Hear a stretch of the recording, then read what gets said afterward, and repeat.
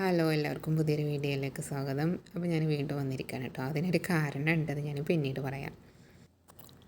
ഇന്നലെ ഞാൻ ദോശയും വെണ്ടയ്ക്ക തേങ്ങ അരച്ച കറിയും കൂടി കഴിച്ചിരുന്നു. അതിൽ കുറച്ച് ബാക്കിയുണ്ട്.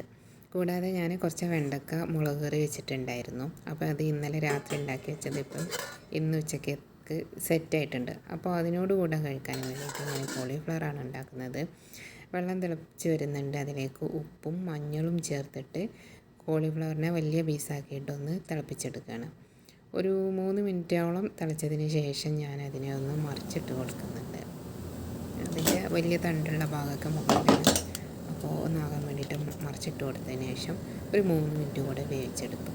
അങ്ങനെ ടോട്ടൽ 6 മിനിറ്റിന് ശേഷം ഞാനത് ഊറ്റിയെടുത്തു.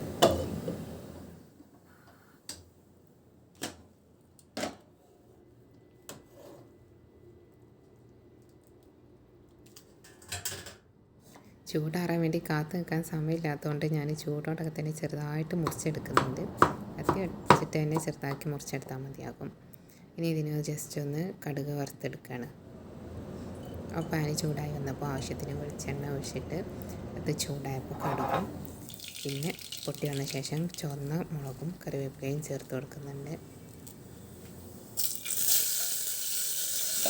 ഈ കോളിഫ്ലവർ ചേർത്തെടുത്തതിന് ശേഷം ആവശ്യത്തിന് ഉപ്പ് കൂടെ ചേർക്കുന്നുണ്ട്. നമ്മൾ നേരത്തെ ചേർത്ത ഉപ്പൊക്കെ വെള്ളത്തിൽ നിന്ന് ഊറ്റിയെടുത്തപ്പം പോയിട്ടുണ്ടാവും.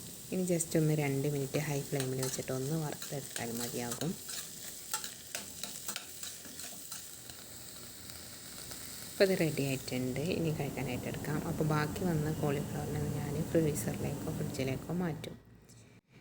ഞാനിത് കഴിക്കുന്നത് ഇന്നലെ ബാക്കിയായ കുമ്പളം കുറച്ച് തൈര് വെച്ചിട്ടുണ്ടാക്കിയ കൂട്ടാനുണ്ടായിരുന്നു. പിന്നെ വെണ്ടക്ക മുളക് കറിയും. ഇതിലേക്ക് യോജിക്കുന്നത് ഉണക്കമീൻ പൊരിച്ചതാണ്. അപ്പോൾ കുറച്ച് മാന്തൾ മീൻ ഉണക്കി പൊരിച്ചതുണ്ട്, അതുമാണ് എടുക്കുന്നത്. ഇങ്ങനെ കഴിച്ച് കഴിഞ്ഞാൽ നല്ലൊരു ചോറും കൂട്ടാനും കഴിച്ച ഫീലാണ് കേട്ടോ. ഇനി ഇതിലേക്ക് വേണമെങ്കിൽ അച്ചാറോ ചമ്മന്തിയോ ഒക്കെ എടുക്കാം.